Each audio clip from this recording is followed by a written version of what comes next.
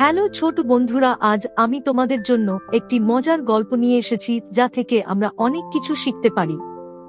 শুরু করা যাক। গল্পের নাম চতুর শিয়াল ও কুমির।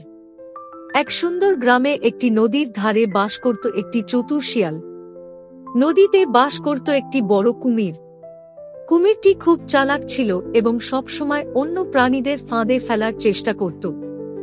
একদিন কুমিরটি ঠিক করল শিয়ালকে ধরা হবে তার পরবর্তী লক্ষ্য। একদিন শিয়াল নদীর ধারে খেতে কিছু খুঁজছিল। কুমিরটি ভান করল যেন সে মরে গেছে। শিয়াল ভাবল, কুমিরটা মৃত, আমি এর মাংস খেতে পারি। কিন্তু শিয়াল খুব বুদ্ধিমান ছিল।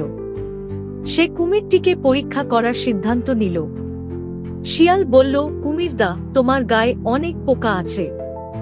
আমি যদি তোমার গা মুছে দিই তাহলে পোকাগুলো চলে যাবে। কুমিরটি মনে করল শিয়াল কিছুই বুঝতে পারছে না, তাই সে চুপচাপ থাকল। শিয়াল একটি লাঠি নিয়ে কুমিরের গায়ে সজোরে আঘাত করল। কুমির ব্যথায় চিৎকার করে উঠল। শিয়াল সঙ্গে সঙ্গে বুঝে গেল যে কুমির জীবিত এবং তাকে ধরার চেষ্টা করছে। শিয়াল বলল, হা হা, তুমি আমাকে ফাঁদে ফেলতে চেয়েছিলে, এবার বুঝলে বুদ্ধি দিয়ে শক্তিকে হারানো যায়। এই কথা বলে শিয়াল দ্রুত জঙ্গলে পালিয়ে গেল। এই গল্প আমাদের শেখায়, বিপদ এড়ানোর জন্য বুদ্ধি ও সতর্কতা খুব গুরুত্বপূর্ণ। চালাকি বা প্রলোভনে পা না দিয়ে চিন্তাভাবনা করে কাজ করতে হয়।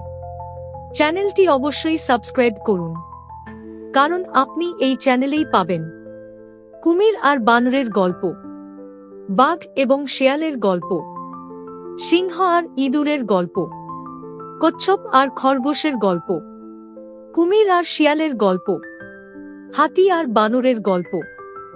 এছাড়াও আরও আকর্ষণীয় গল্প যার লিংক ডেসক্রিপশন থেকে পাওয়া যাবে। যদি কোনো বন্ধু থাকে যারা বাংলায় এই ধরনের ভিডিও দেখতে চায়, দয়া করে তাদের সাথে ভিডিওটি শেয়ার করার অনুরোধ থাকলো। ভিডিওটি দেখার জন্য আপনাকে অনেক ধন্যবাদ।